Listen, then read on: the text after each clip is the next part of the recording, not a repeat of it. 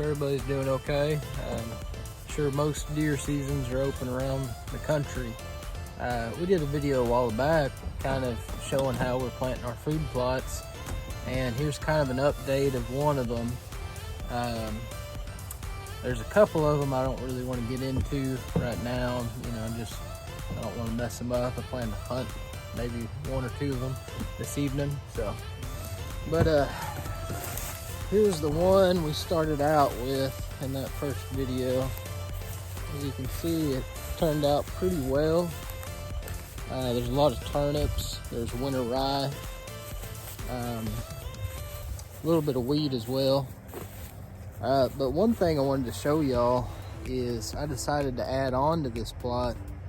And you hear about a poor man's food plot. Well, this is about, I think, as simple as you can make it. It's not necessarily the best way.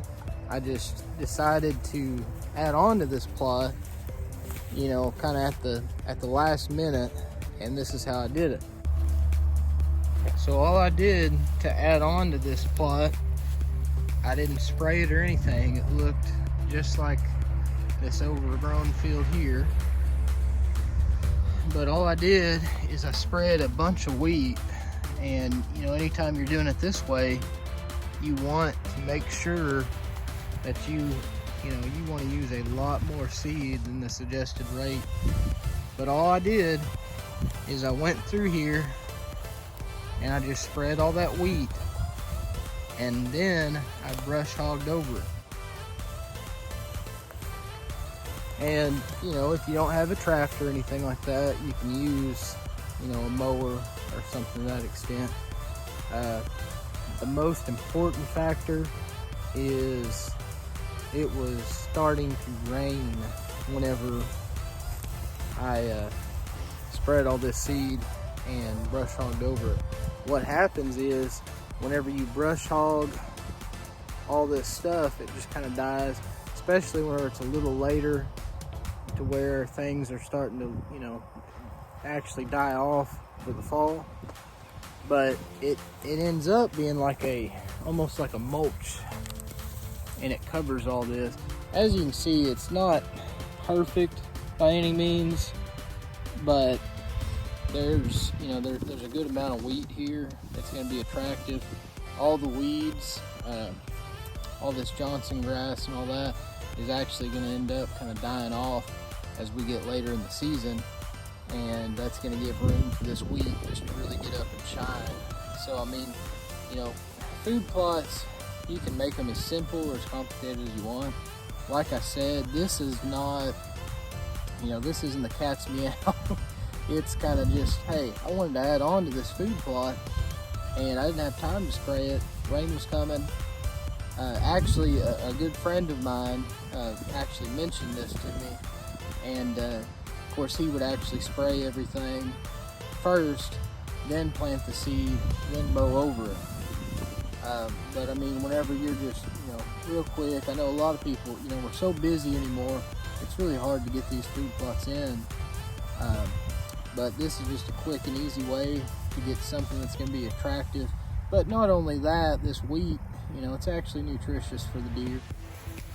So we started out, here's the edge of the original food plot, which was actually sprayed, fertilized, planted more correctly, so to speak. And then here is where we did the poor man plot, as I call it.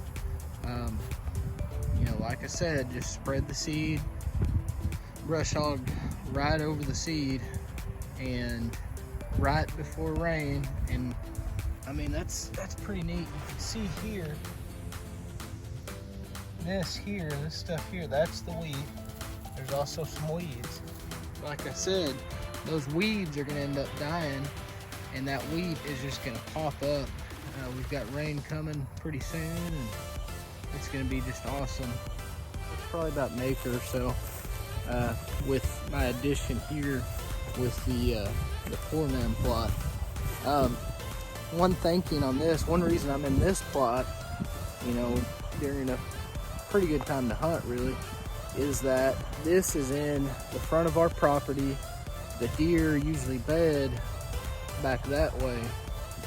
So this plot is the biggest plot we have, and the thinking behind that is we want the deer to end up here on the front of our property, and that way it's more likely back here that we're going to see them in the evening during the daylight.